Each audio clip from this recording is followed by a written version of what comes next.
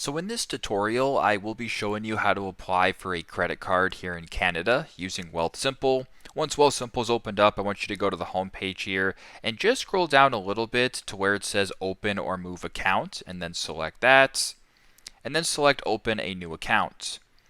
Once you're on this page right here, you can view the popular accounts, but in my case, I want to go ahead to where it says spend. And then two options down, it says credit card, earn 2% cash back on every purchase, no categories, no limits. Go ahead and select that.